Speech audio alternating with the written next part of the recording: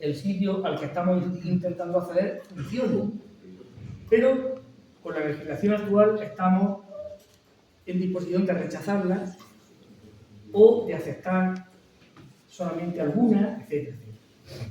Bien. No, como veis, voy muy rápido porque este capítulo casi todo lo conocéis, ¿no? ¿Qué es el protocolo HTTPS?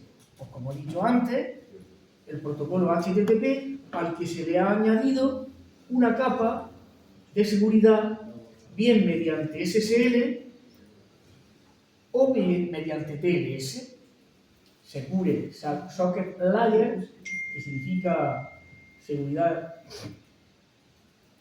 o la capa de transporte, seguridad de la capa de transporte. Lo que pasa que, a diferencia de lo que ocurre, por ejemplo, en el FTP, acordaos que en el FTP, cuando ponemos la... Bueno, si estamos utilizando el modo implícito, entonces sí se cambia el puerto, que nosotros no lo hemos visto.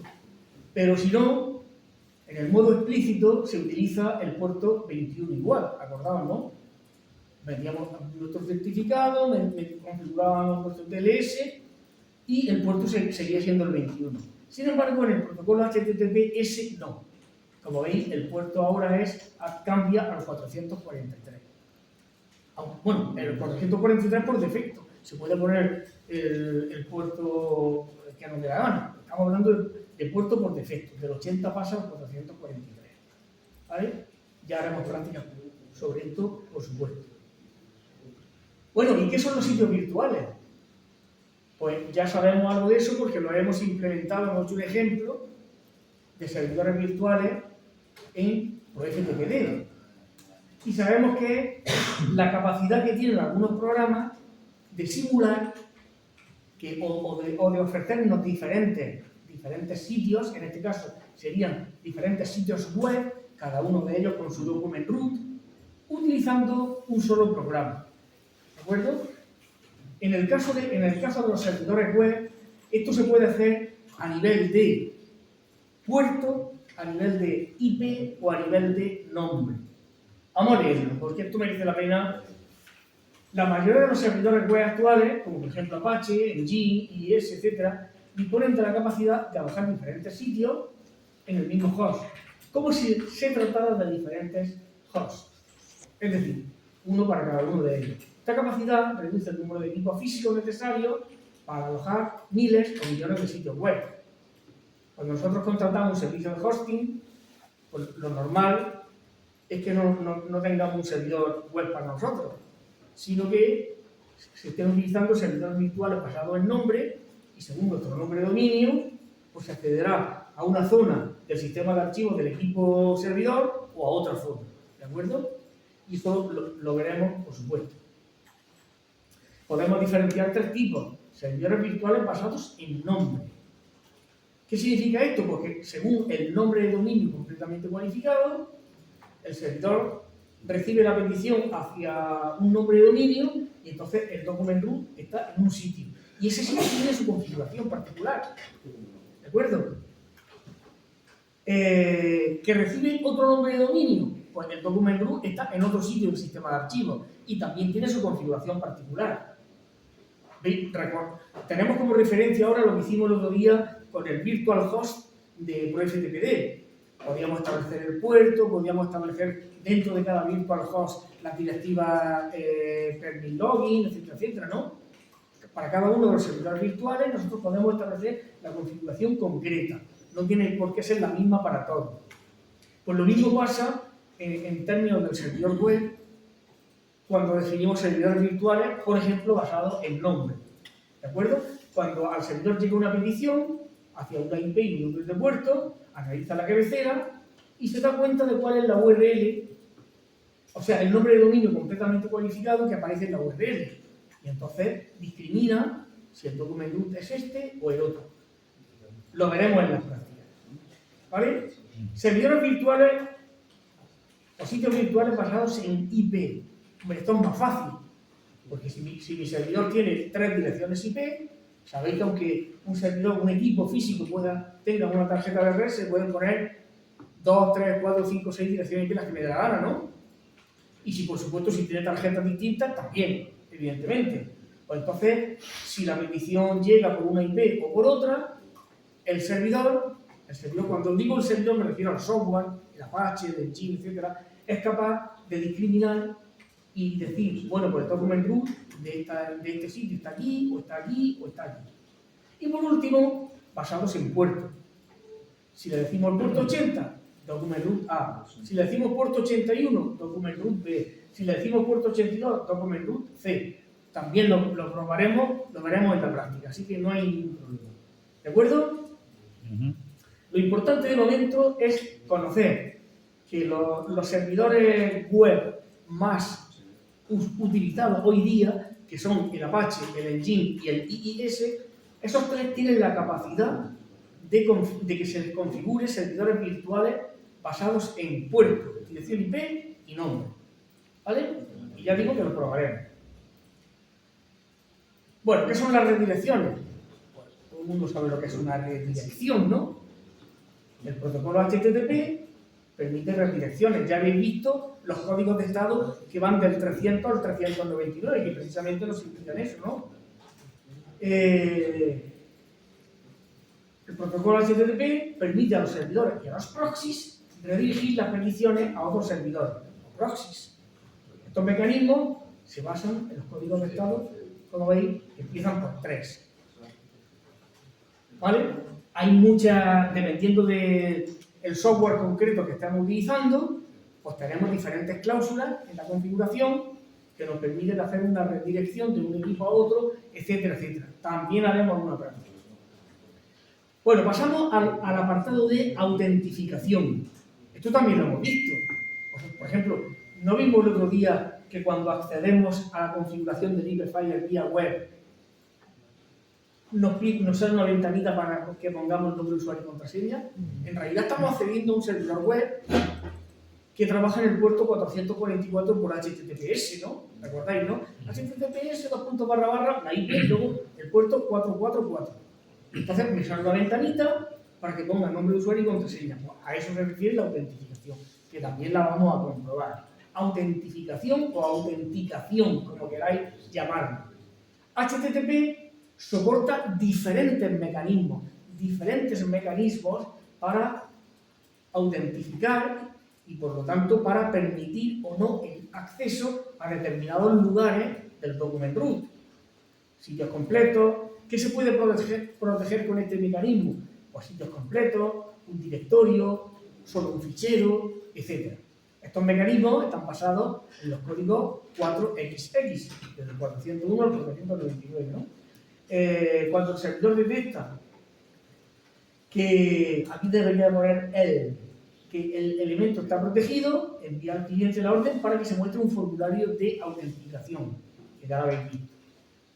Bueno, aquí tenéis un par de ejemplos, el método BASIC, el método DIGEST. Tengo que deciros que tanto este método como este utilizan algoritmos que están destripados, por lo tanto no son nada seguros.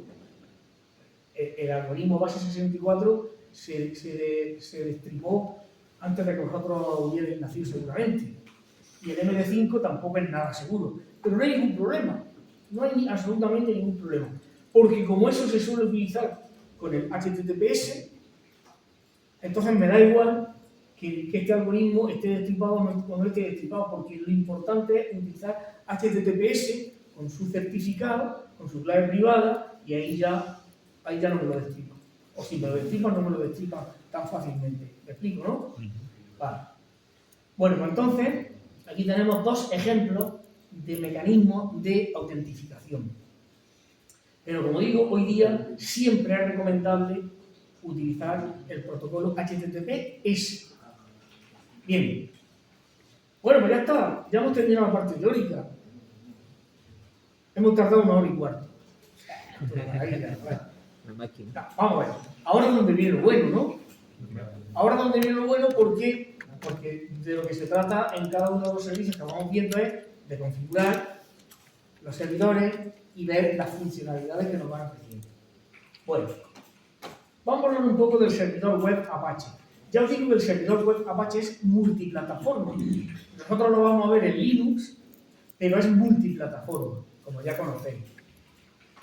Bueno, poco después del nacimiento de la web, un grupo del Centro Nacional de Actividades de Supercomputación de la Universidad de Illinois creó HTTPD, un demonio, la D, como sabéis, en el mundo de Unix y de Linux es de demonio, ¿no? Creó un software que era capaz de atender peticiones, se inventaron el protocolo y crearon el software para que de determinados clientes se le pudieran enviar a peticiones a los servidores y los servidores sirvieran documentos. Estamos hablando de un momento en el que todavía no había entornos gráficos, o si había entornos gráficos eran mínimos. Imaginaos, por ejemplo, y todo se hacía con comandos, evidentemente. Pero aparecían documentos que se solicitaban. Bien, su principal desarrollador abandonó este grupo y el proyecto. Sin embargo, como el proyecto era bueno, bastantes personas siguieron trabajando y así fueron surgiendo diversos parches para el código fuente.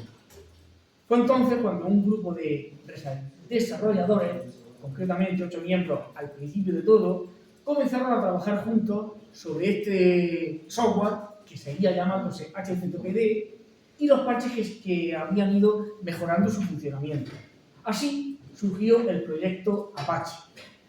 La primera versión oficial de Apache fue la 062, que se lanzó en abril de 1995. ¿De qué viene el nombre? Pues precisamente de los parches que le habían dado a las distintas revisiones. Lo que pasa es que, como da la casualidad de que hay un grupo de ciudadanos americanos indígenas que se llamaban Apache, pues parece que viene de ahí, pero no. ¿De acuerdo? Viene de que este software original fue parcheado diferentes veces para aumentarle las funcionalidades, corregir errores, etcétera, etcétera. Bien. Como veis, era una versión parcheada de HTTPD. El 1 de diciembre de 1995 se hizo pública la versión 1.0. Desde entonces, Apache se ha convertido en el servidor web más utilizado del mundo. Hoy día, bueno, por lo menos en el verano, que fue cuando yo revisé estos apuntes, más del 60% de todos los servidores web que hay a nivel mundial utilizan Apache. ¿De acuerdo? En 1998 se llegó a un acuerdo con IBM que permitió conseguir que Apache funcionara también bajo sistemas operativos Microsoft Windows, convirtiéndose en una excelente alternativa a Microsoft Internet Information Server, que no es que sea malo, es de pago. Apache es libre, ¿de acuerdo? Código abierto. Y yo creo que es mejor, porque detrás de Internet Information Service, del IIS, está Microsoft. Detrás de Apache hay una comunidad mundial tremenda, y por lo mismo que en Jim, ¿no? Y por lo tanto, el soporte que tiene es muchísimo mayor. Bien, actualmente la Fundación de Software Apache es la organización no lucrativa encargada de desarrollar y gestionar el proyecto Apache. ¿Vale? En su forma más simple, un servidor web transmite páginas en formato HTML a los navegadores. Pero el servidor web hoy día puede hacer mucho más. Bueno, tengo que deciros que Apache es un servidor que está desarrollado de manera modular, lo mismo que le ocurre al FTP. Ya veremos que Apache tiene una serie de módulos que están fijos, no se pueden quitar. Bueno, vamos a ver que esos módulos se integran antes de la compilación. Vosotros sabéis que los programas, cómo se desarrollan, pues hay un código fuente que se escribe en lenguajes de alto nivel o de bajo nivel y después se compila, se traduce a código máquina, ¿no? Bueno, pues en ese momento se pueden integrar módulos o no, pero en el momento que se integran y se genera el código ejecutable, ya no se pueden quitar los módulos, ya no se puede quitar ninguna línea de código, ¿no? Porque ya lo que tenemos es un programa binario. Bueno, pues hay módulos de Apache que están integrados durante el proceso de compilación. Hay otros módulos que se pueden quitar o poner, como veíamos el otro día que se podía hacer con el FTPD, para agregar o quitar funcionalidades. ¿Me explico, no? Y esos módulos pues, se instalan cuando se necesita y se le dice al servidor, oye, que he instalado tal módulo, úsalo, ¿de acuerdo? Y aparte de módulos generados por la Fundación Apache, hay otros módulos generados por terceros, es decir, hay empresas o desarrolladores particulares que se dedican a escribir módulos para Apache. Evidentemente, como el código fuente es libre, es abierto, pues yo puedo escribir, si soy suficientemente bueno, pues puedo escribir un módulo para Apache que le aporte determinada funcionalidad. Luego ya, el que la gente se fíe de mí y use o no use ese módulo, eso ya es otra cuestión, ¿vale? Bueno. Dice, existen varias formas en las que Apache puede proveernos contenidos, mediante páginas estáticas, HTML, con su CSS, etc., o bien contenido dinámico. Esto es lo que vosotros habéis visto, pues, no sé, este año lo estáis viendo con Domingo, ¿no? Pues, estáis viendo cómo hacer programitas, utilizar diferentes lenguajes de programación tal, para que las páginas tengan un contenido dinámico. Yo diría que hoy en día el 99% de las páginas no son estáticas, sino que son dinámicas, ¿no? Bien. Apache posee muchas facilidades para generar este tipo de contenido. Soporte del protocolo HTTP, versión 1.1, versión 1.2, versión 2, versión 3, etc. Soporte para el protocolo HTTPS, puede ejecutar script CGI, puede ejecutar con la ayuda de módulos puede utilizar script de PHP, de ASP, un montón de lenguajes de programación que lo hace un servidor absolutamente versátil, ¿no? Tiene capacidad de configurar hosts virtuales en cualquiera de las tres modalidades que hemos visto, autentificación HTTP, intérpretes como por ejemplo el PHP, como estoy diciendo, el PHP, ASP, PER, etc. También puede utilizar servlets y JSP en Java, etc. Es decir, es un servidor súper potente. No digo que los otros no lo sean, pero es un servidor súper potente. ¿Vale? Pues ya está, ya estamos en condiciones de utilizarlo. ¿De acuerdo? Así que vamos a cogernos, por fin, nuestras máquinas virtuales, que es lo que nos gusta. Vamos a coger nuestro IP Fire. Por cierto, antes de que se me olvide, ir pensando de aquí al miércoles, que tenemos clase, porque mañana no tenemos, ¿cuándo vamos a hacer el examen de FTP? A mí me da igual cuando lo hagamos haciéndolo antes del 15 de marzo, que cuando se acaban las clases. No. Pero bueno, cuando antes lo hagamos, mejor. Venga, IP Fire.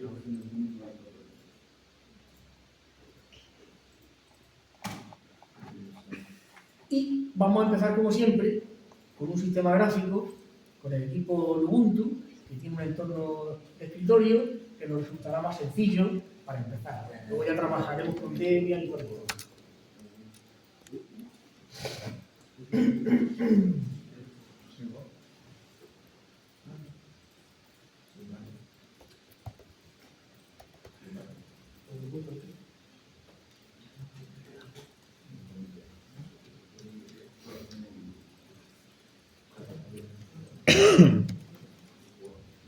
Bueno, tengo que deciros lo siguiente. En Apache 1, que es la versión que habéis visto, que apareció ya de manera más o menos definitiva en el año 1998, esto no es mucho, hace relativamente poco. Para vosotros el año 1998 está muy lejano, algunos no habéis... Pero, por ejemplo, cuando yo estudiaba informática en la facultad, no existían los servidores web. ¿De acuerdo? Entonces, el hecho de que apareciera Apache, ¡guau!, eso fue una revolución tremenda. Yo estudié sin entornos gráficos, para que veáis, es que yo soy muy viejo, Estudié sin entornos gráficos. Luego apareció el Windows 3.1, que no era un programa que trabajaba sobre MS2, que ya tenía algo de gráficos, y luego apareció en el 95, apareció el Windows 95, que ya era un sistema operativo ya con entorno gráfico integrado. Ese fue el primero de Microsoft. Es verdad que los de Mac ya lo tenían anteriormente, pero a ver quién tenía pasta para comprar sus Mac. Bueno, entonces el hecho de que apareciera un servidor web, eso fue una revolución tremenda, ¿no?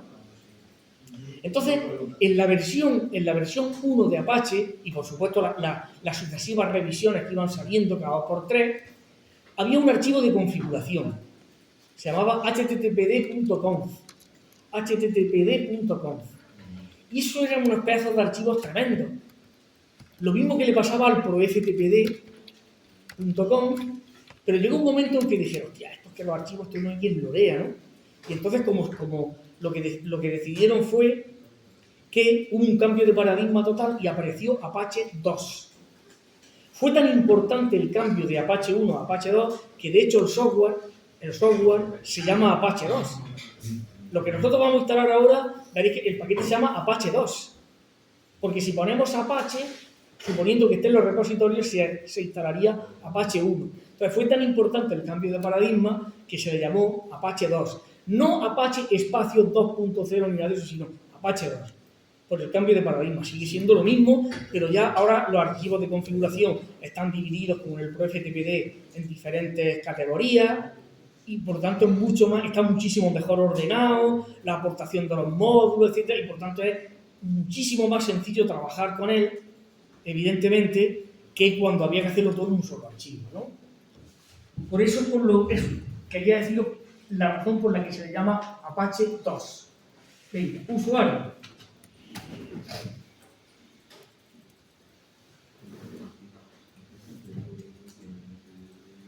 Y también tengo que deciros que a lo mejor nosotros vamos a ver un 5%, no sé si un 10%, de lo que se puede hacer con Apache. De la misma manera que hemos visto muy poco de lo que se puede hacer con proftpd. Un servidor de transferencia de archivos como proftpd o un servidor web como Apache son un mundo. Tienen una cantidad de funcionalidades tremenda. Podríamos estar un curso entero viendo eso. Y yo, por supuesto, no he trabajado todo lo que se puede hacer. Lo que quiero decir es que nosotros vamos a ver una parte de lo que se puede hacer, pero que explorando se pueden hacer muchísimas más cosas de lo que vamos a ver en clase. ¿De acuerdo? Que lo tengáis claro. Bueno, vamos a cogernos una terminal. Vamos a ver si tenemos internet. Ping www.google.es. Bueno, yo de momento, como veis, tengo conexión con el exterior, que va a hacer falta, evidentemente, para poder instalar el software. Así que espero que vosotros también.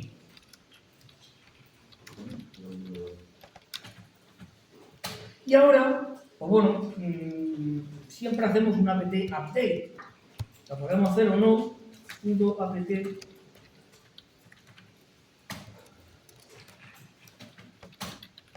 Se ha hecho poco tiempo que solo podemos no muy bien. Bueno.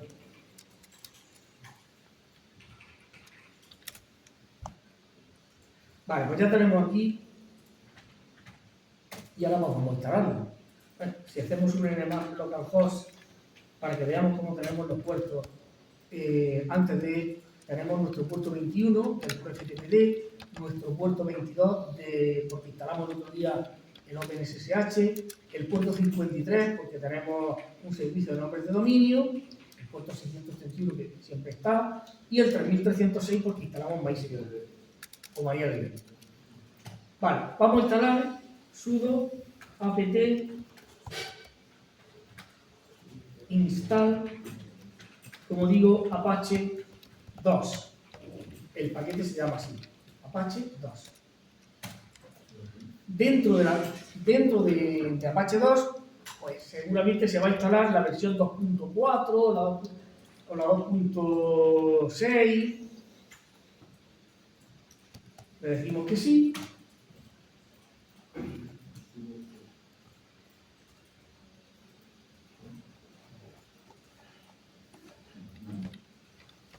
Ya está instalado. Si subo para arriba un poquito,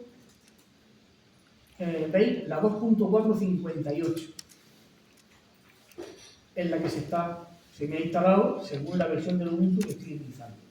Y si ahora hago un nmap, pues veo que ya tengo el puerto 80 abierto. Lo que quiere decir que con los archivos de configuración que vienen por defecto ya tenemos un servidor web funcionando. Y lo podemos comprobar cogiendo nuestro navegador.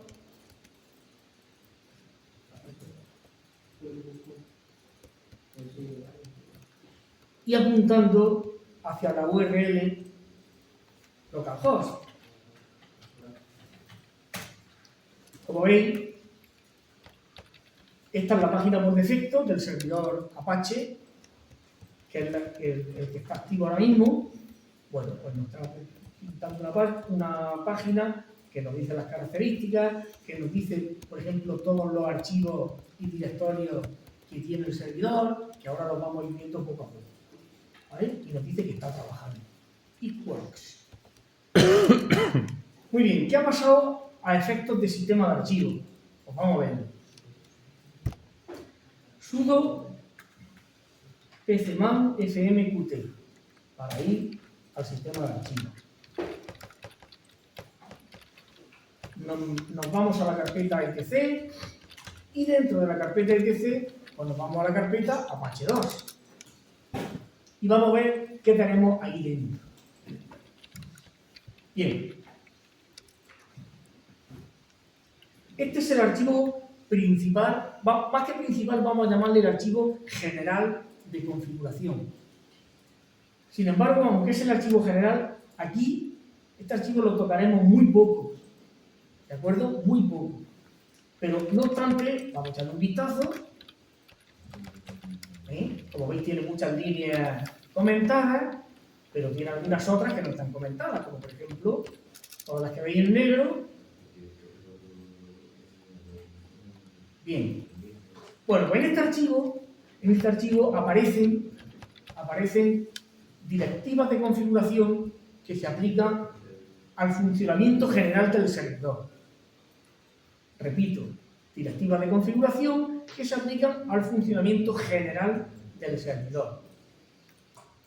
Todo lo que aparezca aquí se aplica ¿a qué? Pues bueno, tengo que deciros lo siguiente. El Apache 1 no soportaba servidores virtuales. Sin embargo, Apache 2 está configurado de manera innata para trabajar con servidores virtuales. Es decir, ahora mismo lo que nosotros estamos viendo, lo que nosotros estamos ejecutando, habéis visto que está funcionando y hemos visto la página esa que pone It Works, ¿no? Bueno, pues eso es un servidor virtual. Es decir, se tiene que trabajar con servidores virtuales sí o sí. Mirad, esta carpeta que pone aquí sitios disponibles y aquí pone sitios activos. Pues solamente por el hecho de instalar Apache viene preparado o viene configurado con dos sitios virtuales. Uno se llama 000default.conf, o mejor dicho, está definido en el archivo 000default.conf. Otro se llama defaultssl.conf. Este es un ejemplo de un servidor virtual que utiliza el protocolo HTTP. Y este es un ejemplo de un servidor virtual que utiliza el protocolo HTTPS. ¿Veis? Pone SSL. ¿Y por qué le han puesto aquí el nombre 000 en vez de default? Bueno, pues le han puesto el 000 porque vosotros sabéis que cuando se hace una ordenación alfabética por nombre, por ejemplo, todo el mundo sabe que la A va antes que la B, la B va antes que la C, etc. Y los números van antes que las letras, ¿verdad que sí? Entonces, se le ha puesto nada menos que 3 ceros para que, si nosotros tenemos definidos servidores virtuales que hayamos definido nosotros mismos y no indicamos cuál queremos que se ejecute siempre el por defecto. Por eso, en vez de llamarle default, le han llamado 000, porque generalmente nosotros tendremos tendencia a los servidores virtuales o a los ficheros donde están los servidores virtuales ponerle nombres que empiecen con letras. Pero si empezaran con números, pues por ejemplo, si yo tengo un archivo que se llama 10, pues el 000 va antes que el 10. Entonces, por si acaso yo no indico el nombre del archivo del servidor virtual que quiero ejecutar, se ejecutaría por defecto ese. Esa es la razón, porque es que llama la atención que se llame 000-default. ¿De acuerdo? Esa es la razón y no otra. Bueno, entonces como digo, Apache 2 está basado en servidores virtuales y por tanto tiene que haber al menos un servidor virtual si queremos que el servidor trabaje. Bueno, pues nosotros tenemos aquí dos, pero estos son sitios disponibles. Los sitios activos, como veis, tenemos nada más que el 0000 de fondo. Y fijaos que esto que se ve aquí, esta flechita que indica. Un link, un acceso directo. Efectivamente, en términos de Windows diríamos que es un acceso directo, en términos de Linux le decimos que esto es un enlace simbólico, ¿no? Esto es un enlace simbólico que referencia, de hecho si nosotros nos vamos a las propiedades, estamos viendo que es un enlace simbólico que referencia al que hemos visto antes, es decir, al sitio este de aquí, a este archivo que es el que de verdad contiene la configuración del sitio. Vamos a echarle un vistazo. No nos vamos a entretener en ver todas las líneas que tiene, pero es que no tiene muchas, porque todo esto está comentado. Fijaos, aquí aparece una directiva que es meramente informativa, en la que se especifica la dirección de correo electrónico del supuesto administrador de este sitio. Esta es absolutamente fundamental porque cualquier sitio web tiene que tener un document root. Hemos dicho que el document root, ¿qué es? El sitio donde se aloja la página. El directorio dentro del sistema de archivos donde están ubicados los documentos de ese sitio. Archivos HTML, fotografías, vídeos, música, lo que contenga el sitio, ¿no? Bueno, pues en este caso, para este sitio virtual, su document root es var 3w.html. ¿Qué hay ahí? Pues nosotros nos venimos aquí, var 3w.html, y como veis simplemente hay un archivo HTML que precisamente lo que contiene es todo lo necesario para que se visualice esto. Como vosotros sois expertos en HTML, CSS y toda la historia, pues eso vosotros sabéis más que yo. Entonces, si nosotros le echamos un vistazo a esto, pues aquí tenemos código HTML, ¿vale? Principalmente. ¿Vale? Podríamos tener un JavaScript, ¿no? Vale. Por lo tanto, ya sabemos cuál es el document root y por lo tanto esta directiva es imprescindible para que el sitio funcione. Esta la puedo quitar. ¿Qué más hay? Pues sí, esto ya son dos directivas para indicar que el log de errores, si se producen errores en este sitio, los tiene que guardar en este archivo error.log. ¿Y dónde está guardado? Esto de aquí, lo que estáis viendo, esto es lo que se llama una directiva de entorno. Esto tiene un valor. En el archivo principal de configuración, en ese que hemos visto, que se llama apache2.conf, están definidas las directivas de entorno, pero vamos, yo ya os digo que eso está en var,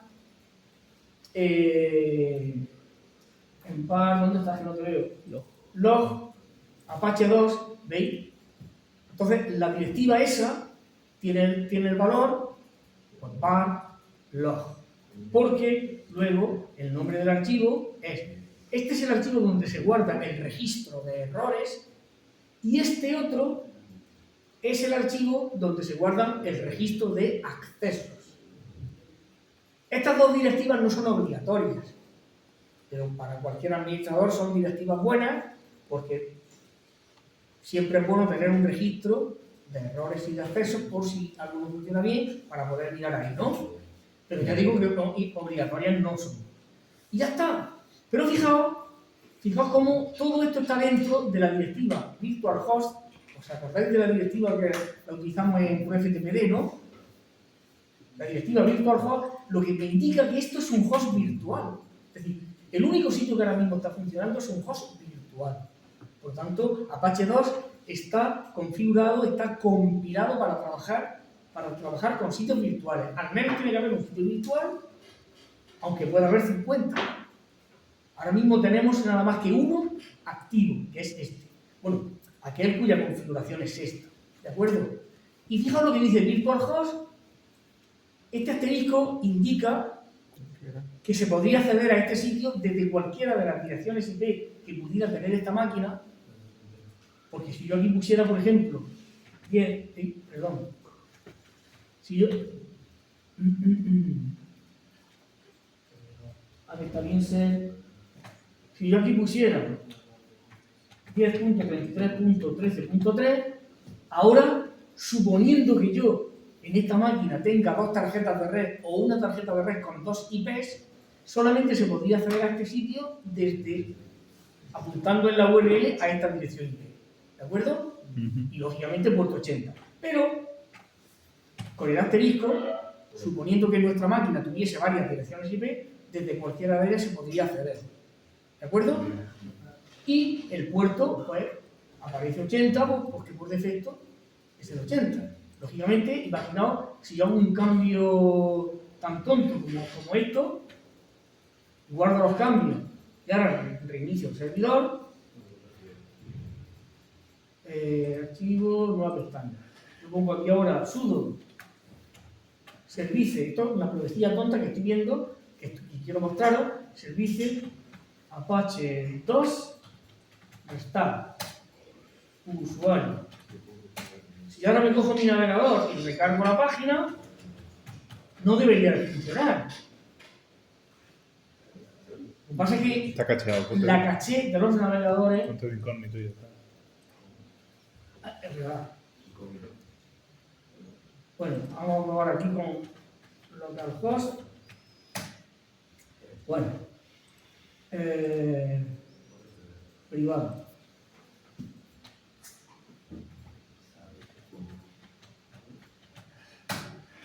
Coño, vale.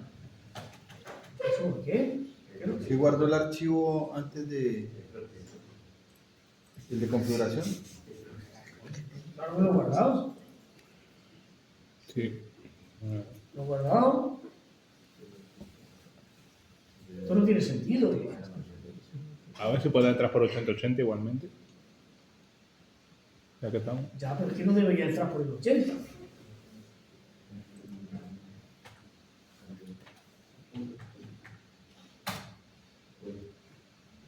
No, por algún motivo no se ha hecho el cambio ahí. Por algún motivo no se cambio, pero vamos, esto es increíble. Virtualhost asterisco 2.8080 y es este, el 000 de port. Guardar los cambios. Dios, pero es que estamos gilipollados. Cuando estamos indicando que el puerto es. A ver, si yo aquí ahora mismo digo nmap, localhost, ¿por qué tengo abierto el puerto 80?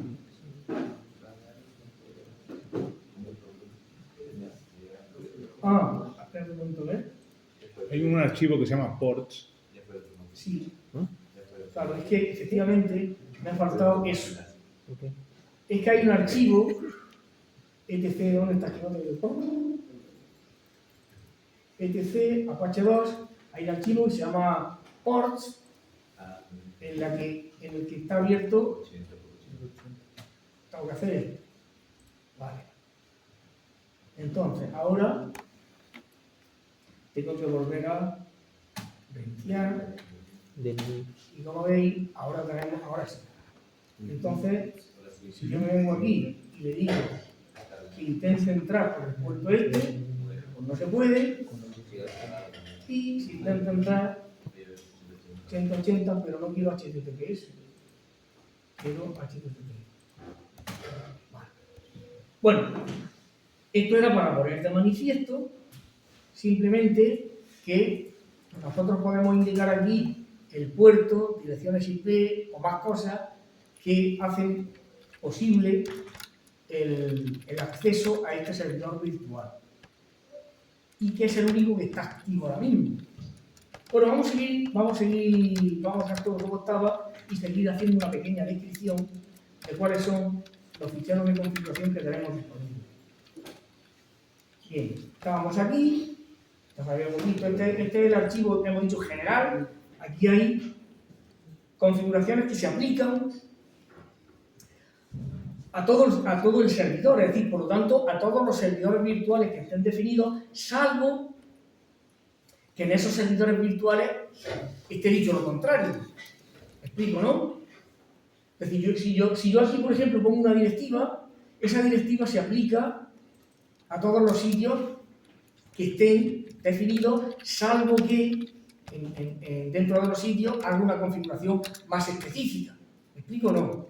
Si no, pues las directivas generales tienen vigencia en los archivos de los diferentes sitios. Porque este, como he dicho antes, es el archivo de configuración general.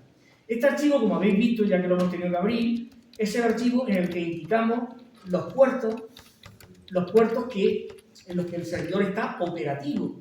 Como veis, el servidor en principio está operativo en el puerto 80 y también nos dice aquí, mediante esta directiva, que si está cargado este módulo, estaría operativo en el puerto 443 y que si estuviera este otro módulo, también estaría operativo en el puerto 443.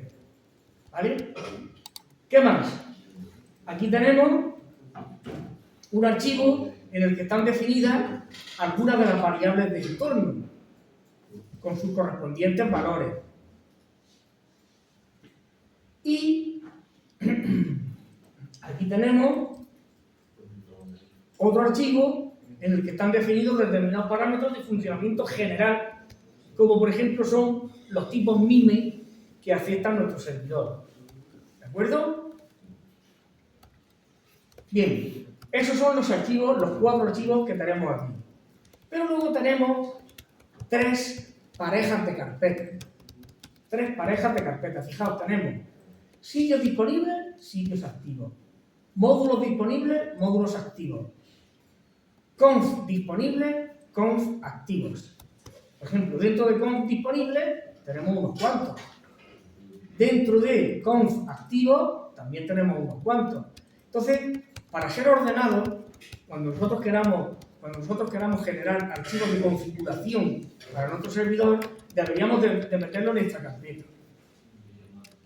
Y luego, en esta otra carpeta, mediante un enlace simbólico, diríamos si ese archivo de configuración está o no está activo.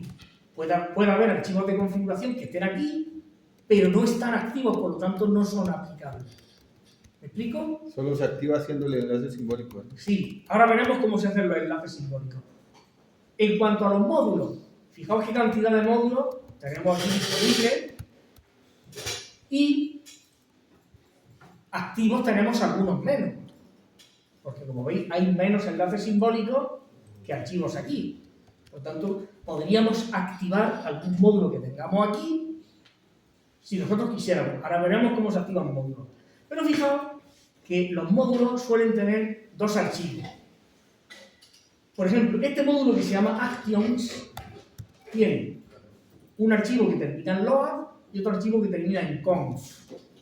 Este archivo que termina en load es para el que contiene la ubicación del módulo.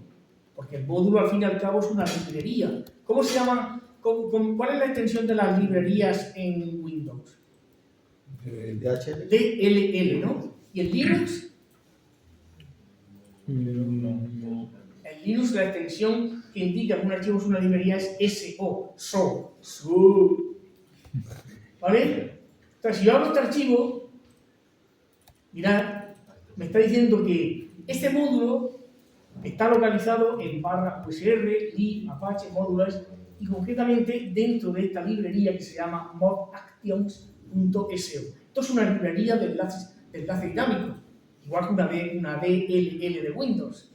¿Vale? Acordaros que los .so son librerías de enlace dinámico en el mundo de Unix, Linux, ¿vale? Bueno, por lo tanto, todos los módulos tienen que tener un archivo .load que indica dónde está el archivo que contiene el código del módulo, ¿no?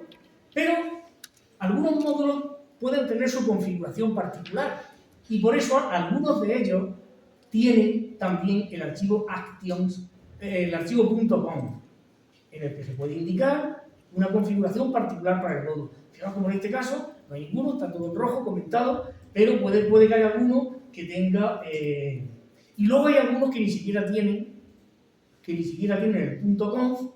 Por ejemplo, este, ¿veis? Tiene el .load, pero no hay accesscompact.conf, porque a este módulo no se le puede hacer una configuración particular. ¿Me explico? Vale, pues entonces eso en cuanto a los módulos que están dentro de esta carpeta y aquí están los que están activos. Y luego ya estas dos carpetas son, para, como hemos visto antes, para los sitios. Los que están disponibles y los que están activos. Entonces, como veis, el hecho de que un módulo, un archivo de configuración o un sitio esté disponible o no, se especifica mediante un enlace simbólico. ¿Cómo se crean los enlaces simbólicos en Linux? Con el comando ln -s. ln de link -s. Pero resulta que los desarrolladores de Apache nos han proporcionado a nosotros, unos comanditos muy sencillos para que activemos o desactivemos módulos o sitios o archivos de configuración. Y esos comandos son los siguientes, mirad. A2 en... Fijaos, hay un comando que se llama A2 de Apache 2 en mod. Enable mod. Eso es para enable mod. Hay otro que se llama this mod. Activar o desactivar módulos. ¿Qué es lo que hacen estos comandos? Pues crean el enlace simbólico o lo borran. Me facilita un montón, ¿no? Bueno, paralelamente tenemos A2 en site para activar sitio. This site para desactivar sitios. Y paralelamente tenemos A2 en conf. Veis que estoy tabulando, ¿no? Para que lo escriba. Para activar archivos de configuración o this conf para desactivar archivos de configuración. ¿De acuerdo? Es decir, si por ejemplo yo quisiera activar este sitio, este de aquí que se llama defaultssl.com, fijaos lo que hago. Hago lo siguiente, pongo aquí, lógicamente lo tengo que hacer con sudo a2 en site y ahora pongo defaultssl.com. Fijaos que ni siquiera lo he escrito tabulado. Le doy al intro y me dice, activando el sitio no sé qué. Para activar la nueva configuración tienes que reiniciar Apache, el servicio, ¿no? Pero ¿qué es lo que ha pasado con esto? Pues lo que ha pasado es lo siguiente, que aquí, ¿veis? Se me ha creado el enlace simbólico. Por lo tanto, lo podía haber hecho yo con el comando ln-s, por supuesto, pero de esta manera es mucho más fácil, ¿no? Ahora, para desactivarlo, puedo coger y borrar el enlace simbólico. O directamente utilizo este comando